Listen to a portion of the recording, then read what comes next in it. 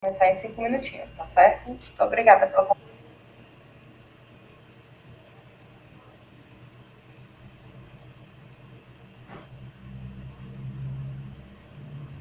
Estamos só fazendo aqui alguns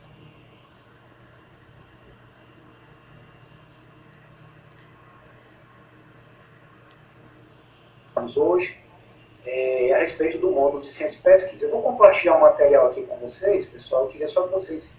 Alguém pode responder em áudio, porque eu vou compartilhar a tela, eu não vou mais ficar visualizando aqui o chat. Alguém pode só me sinalizar?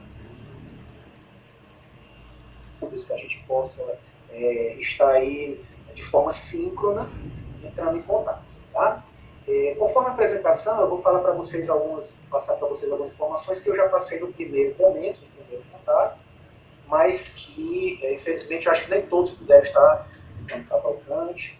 Eu sou professor que elaborei o material do módulo, né, junto com a equipe pedagógica, né, a assessoria pedagógica, outros colegas professores, né, que puderam também contribuir.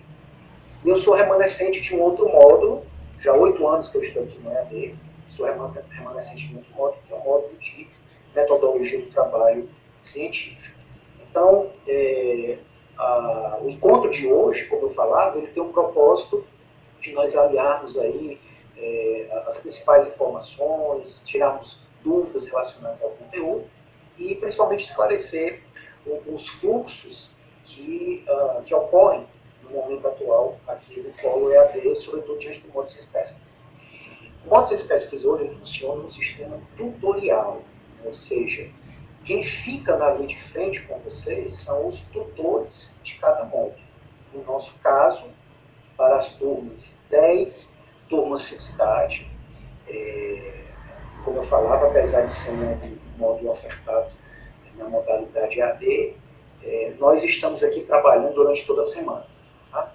Particularmente, eu não tenho horários durante toda a semana aqui no EAD, como falei, quem fica de segunda, o pessoal passar algumas orientações, né, falar sobre os materiais que são disponibilizados e os aspectos acadêmico-pedagógicos. Tá? Nós temos recebido algumas demandas aqui no Polo diante de um pouco de dificuldade durante a semana à disposição de vocês, toda a equipe, tutores, assessoria pedagógica, uma supervisão, de algumas, digamos assim, de algumas situações que não apresentam uma uniformidade dentro do grupo. Ou seja, nós temos colegas que estão em uma primeira graduação, estão entrando na universidade agora. Claro, você me escuta? Nós estamos aqui com o propósito de avançarmos de uma forma mais significativa dentro do campo da pesquisa, com maior profundidade. Para a grande maioria, esse módulo ele representa a imersão no campo da ciência e da pesquisa. Tá? E assim nós estaremos avançando. No entanto, nada impede que nós possamos agendar horários aqui no Polo e conversarmos sobre esses pontos, que é o hábito de leitura. Tá? Eu sou de uma geração diferente da grande maioria de vocês, e eu sou de uma geração em que não existia, inclusive, nem internet. Na minha primeira graduação, eu cursava com a necessidade de ir literalmente à biblioteca da universidade.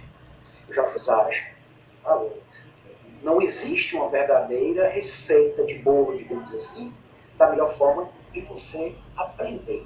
Cada um de acordo com o seu suporte, de acordo com suas possibilidades, de acordo com várias nuances. Né?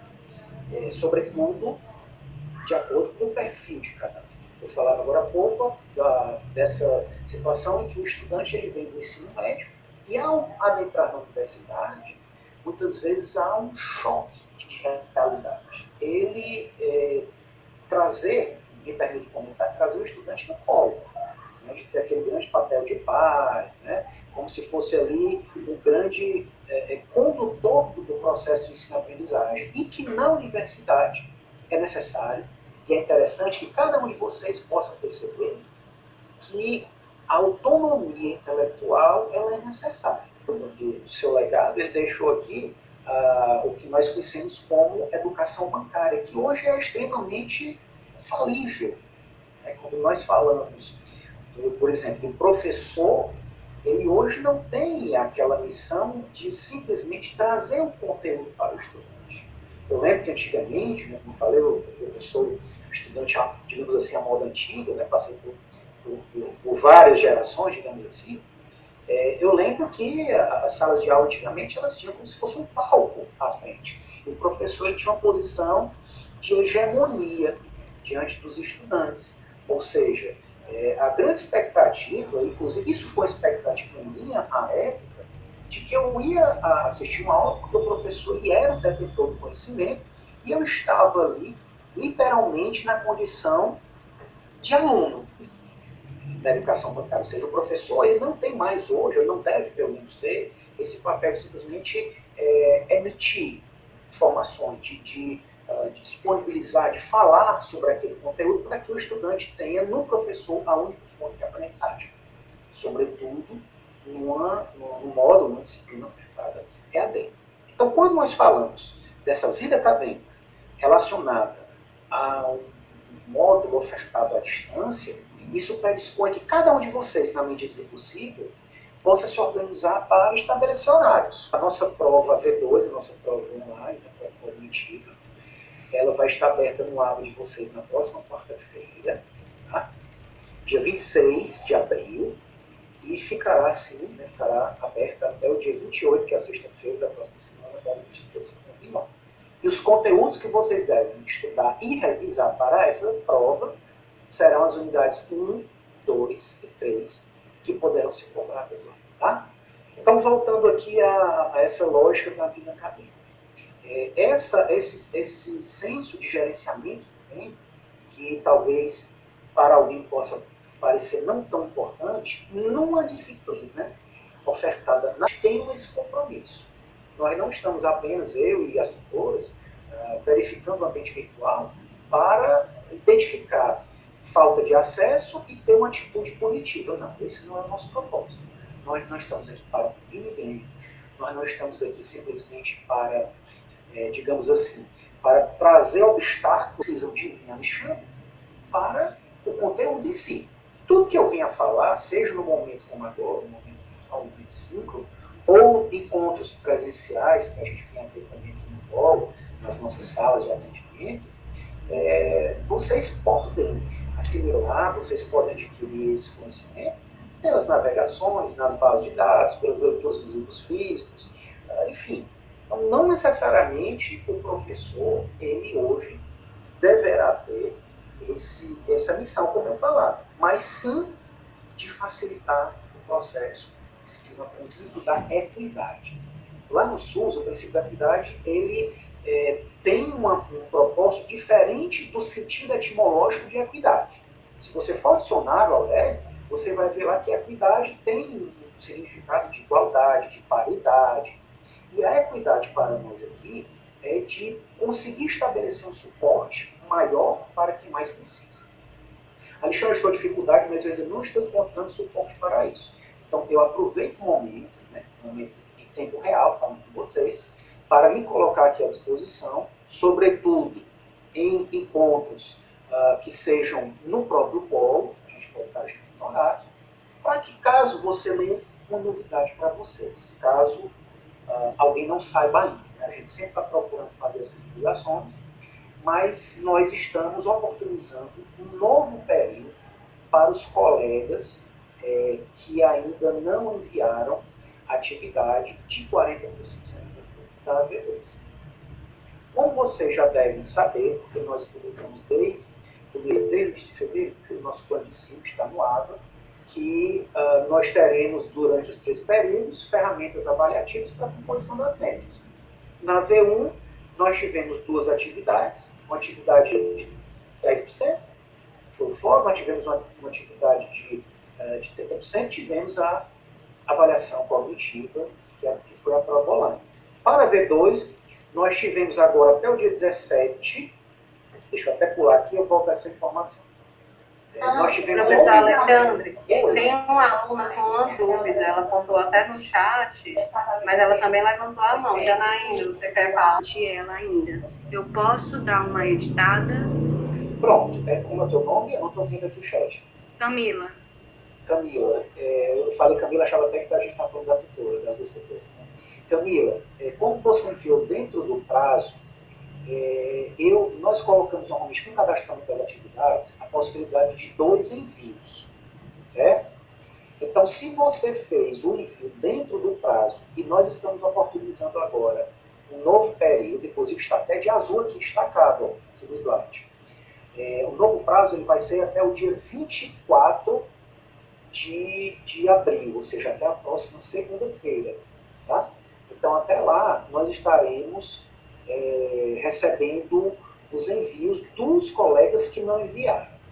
Como nós estamos oportunizando, né, para esses colegas, você pode fazer esse reenvio. No entanto, como eu não tinha falado ainda, vou voltar ao slide, para os colegas que não enviaram, até por senso de justiça, Camila, os critérios de reenvio, eles são outros.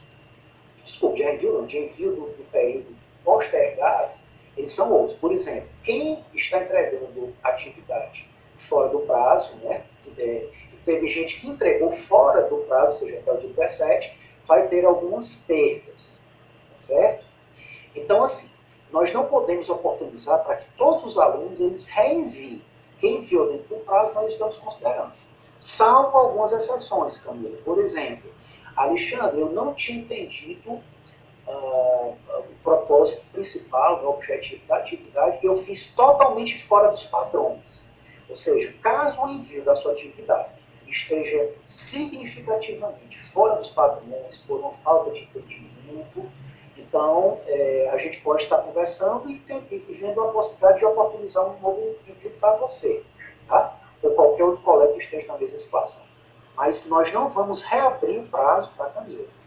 Até o dia 24, porque eu não fiz dentro do prazo, seria possível você dar uma explicação melhor para que nós possamos fazer, entender melhor para fazer o trabalho? Posso, inclusive, como é o teu nome? Caroline. Pronto, Caroline, inclusive eu vou já chegar nesse ponto que você falou agora. Eu vou já falar um pouco da atividade. Eu vou reforçar as orientações, tá certo? Ok, obrigada. Vou já chegar lá.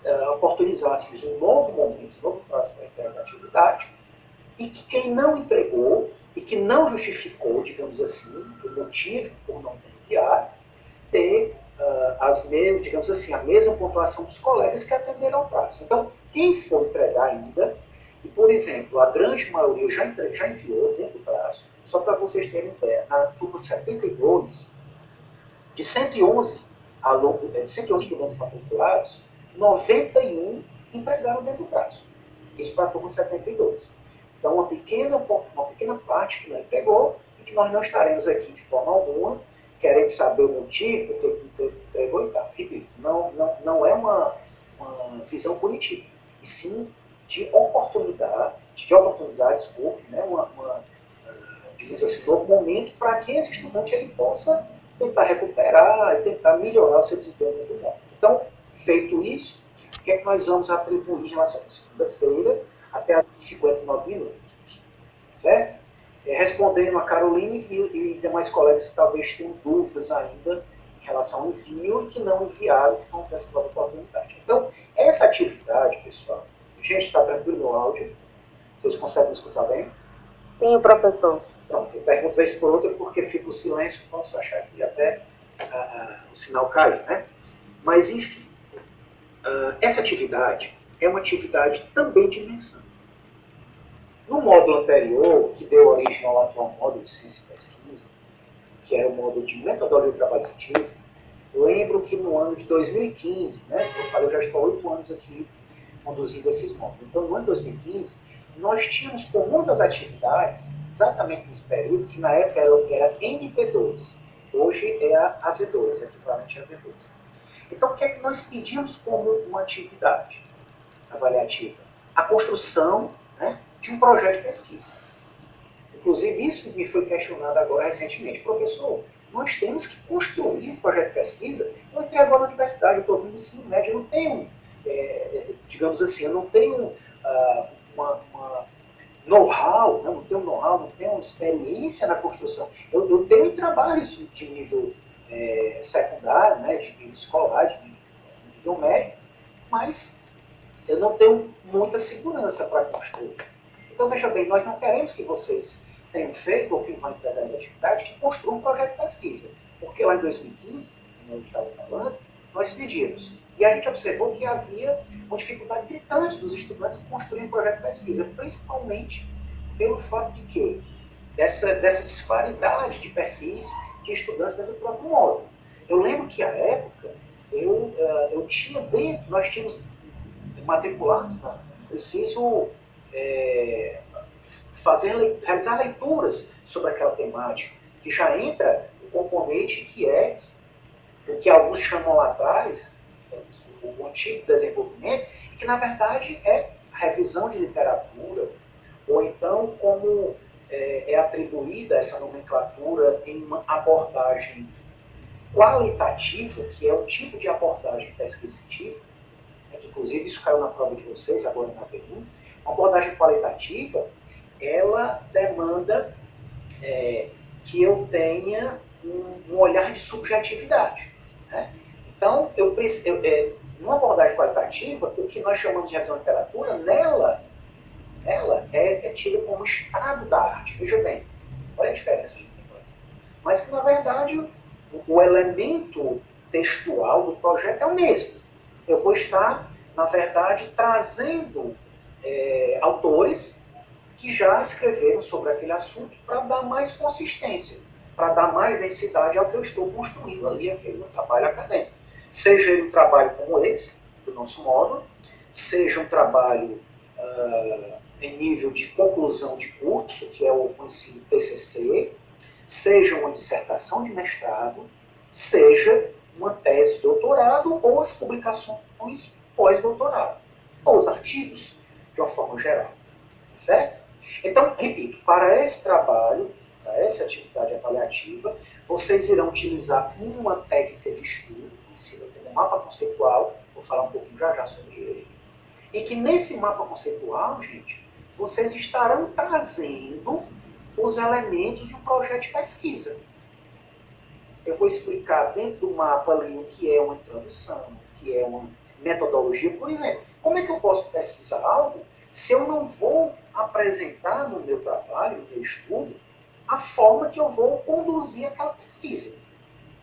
Essa minha pesquisa é de caráter observacional, é um caso-controle, é coorte, que inclusive esses termos que eu estou utilizando para vocês aqui, não serão cobrados, porque isso entra numa condição de complexidade maior, que é abordada lá no final da graduação, quando você está para apresentar o TCC, para os cursos que tem TCC, né? Que é um trabalho de conclusão de curso. Ou então, quando vocês terminarem as graduações, para quem não terminou ainda, que vocês entrem nas outras searas, né, da vida acadêmica, que são as pós-graduações. Lato sensu, estricto sensu. Então, é inadmissível que eu esteja com o estudo, com o trabalho, com a pesquisa científica, e eu não demonstre a forma que eu vou coletar os dados, que eu vou fazer a análise dos dados, seja ela análise estatística ou não, seja um estudo quantiquário, ou seja, quantitativo, qualitativo, que hoje é plenamente, vamos dizer assim, aplicável, né? Enfim. Então, nessa atividade, vocês poderão, para a construção de um mapa conceitual, pessoal, a gente sugere esses aplicativos aqui. Essas três ciências científicas, né, que nós já estudamos no módulo, as formas de conhecimento, SCOPE, né, seja o conhecimento científico, empírico, teológico, né, e que vocês possam, na medida do possível, construir habilidades, porque o que vocês estão aprendendo agora, pelo menos boa parte, sobretudo quem está no primeiro, Alexandre, eu não entendi o que é um mapa conceitual. Gente, é uma técnica de estudo. Uma técnica de estudo, como é, digamos assim, o esquema, como é a resenha. Existem várias técnicas de estudo. O mapa conceitual ele é uma técnica de estudo. Então, ele vai estar compondo, na verdade, ele vai ser alicerçado a partir da construção de diagramas, né? Ou seja, ele representa uma ferramenta gráfica, em que visualmente eu consiga assimilar os conceitos e as ideias.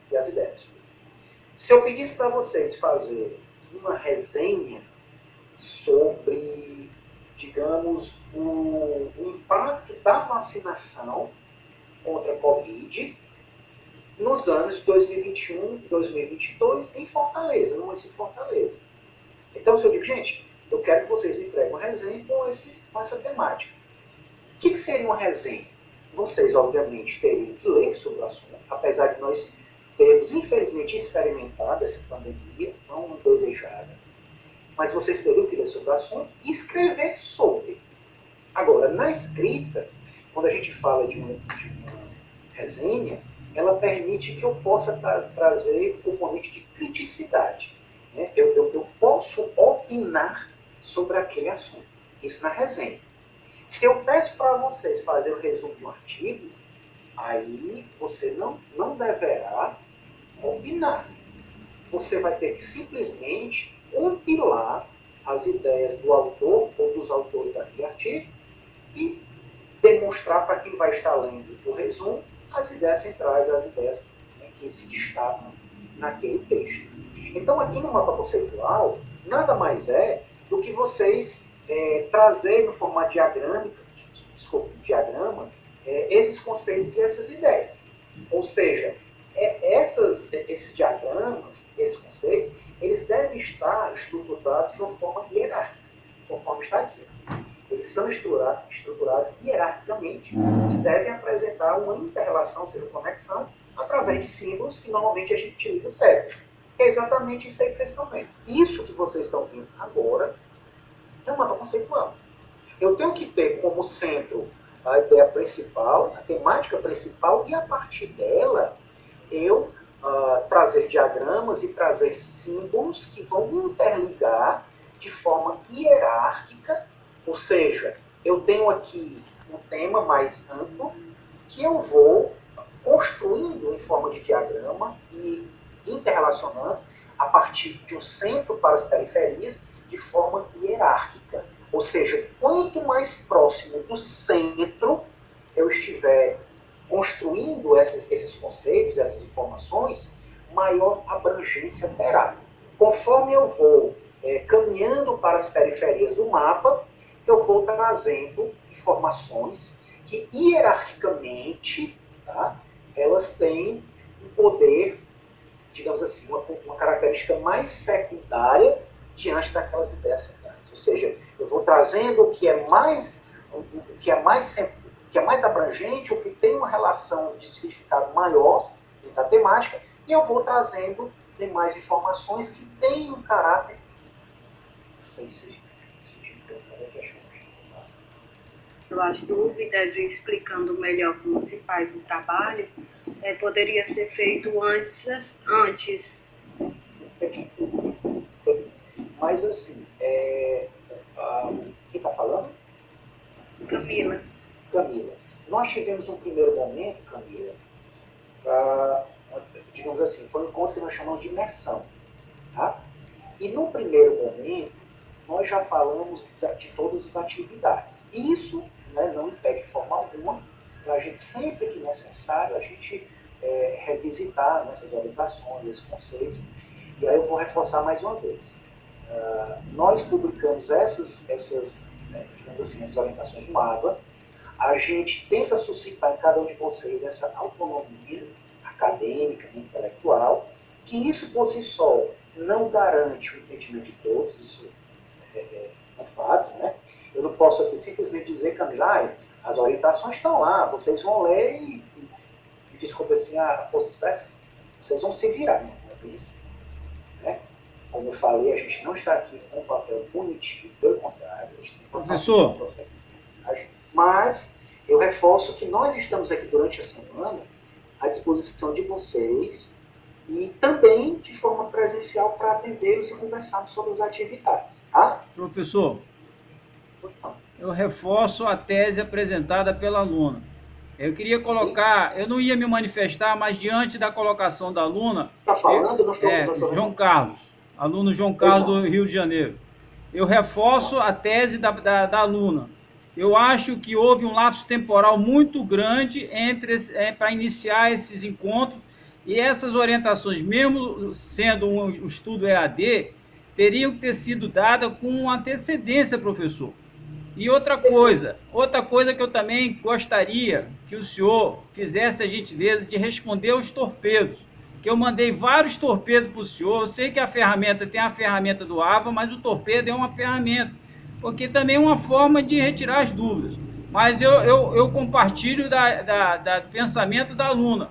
Eu acho que não é que seja tardio essa orientação que o senhor está dando, mas seria de muito bom Viltre, se o senhor tivesse feito essas colocações com a devida antecedência. Isso que eu queria colocar com devida vênia, com o respeito que o senhor merece. Não, pois não, Carlos. É pertinente a sua fala, né? E assim, de pronto imediato, o que eu posso dizer é de acolher, né, tanto a sua fala quanto a da Camila, tá? E até esclarecer que esses períodos, né, de encontros, na verdade, eles não são pré-estabelecidos pelo professor de uma forma isolada, individualmente. A gente segue um calendário acadêmico, institucional, em que cada período, sobretudo... Todas as questões que já foram colocadas para dirimir as dúvidas, tá bom? Professor Alexandre? Ok, obrigado, Lara. Reforçar a todos aqui, mais uma vez, né, à nossa disposição, a gente está aí individualmente, né, algumas situações que a gente possa entender como alguma divergência no entendimento de um conteúdo ou outro, não há problema, a gente pode estar marcando, agendando, caso presencialmente ou virtualmente, fico à disposição, né, para a gente resolver caso a caso, com a situação do estudante Carlos ou qualquer outro, né, que também tem uma situação similar, tá? Eu vou passar de forma... Alguém gostaria de falar? A Caroline. Eu só queria ficar bem rápido para não atrapalhar aqui, certo? Não, fica à vontade. Eu concordo com a Camila, a outra estudante, que realmente a gente tem uma dificuldade em entender como é que é para se feito o trabalho. Até que eu não fiz por conta de uma coisa que ocorreu, um imprevisto que ocorreu, eu não consegui enviar o meu trabalho no prazo. Mas, porém, realmente é um pouco complicado você entender o trabalho, às vezes entender e interpretar o trabalho. Então, seria muito interessante, uma sugestão que eu dou para mim, para muitas alunas, que talvez tenham a mesma dificuldade, às vezes, de primeiro identificar o trabalho, que tivesse uma explicação realmente antes de fazer o trabalho, porque facilita muito a vida do estudante, porque a gente fica meio que perdido, né, entre aquela frustração, meu Deus, como é que eu vou fazer o trabalho, eu não estou entendendo aqui. Que orienta também a elaboração desses trabalhos, das atividades avaliativas, né? No aula existe um ambiente, né, um fórum tira dúvidas, que é um ambiente compartilhado, que precisa ser utilizado justamente porque a disciplina é EAD. Então, a gente consegue, às vezes, as dúvidas elas não precisam estar nesse momento de atividade, como é que eu posso fazer se eu fizer. Então, são dúvidas que podem ser sanadas também lá no Tira Dúvidas, né? O momento síncrono, ele é super importante, por isso que a gente adota, porque a gente tem um diálogo, a gente se vê, né? Tem a oportunidade de se conhecer, de estreitar laços, né? Mas isso também é possível de ser feito dentro lá do ambiente, tá certo? Tem um detalhe aí que você se esqueceu. Eu não sei se é o caso de outros alunos. Eu sou um aluno EAD do Rio de Janeiro. Não tem como eu ir na Unifor somente para isso. Eu vou para fazer a prova, porque eu também tenho um caso. Então você tem que entender uma coisa também, né, Camila, que foi colocado também, coloquei várias vezes situações, acho que foi para você, agora eu lembro que era para você que estava licenciada, não é isso? Você está colocando a facilidade, deixa eu só colocar, que você falou uma coisa, preciso que os alunos entendam. Existe aluno EAD como eu, não sei se tem mais, que mora em outras cidades, no interior, no Rio de Janeiro, em outras cidades, capitais, como é o meu caso. Então fica difícil fazer esse encontro presencial. E quanto a esse contato, várias vezes eu postei no Unifor Online, várias vezes eu postei lá no Tire Dúvida, e eu não tive resposta. Então, é que se faça justiça, não estou aqui querendo fazer uma crítica destrutiva, que haja mais atenção a essas solicitações. Só isso que eu queria colocar.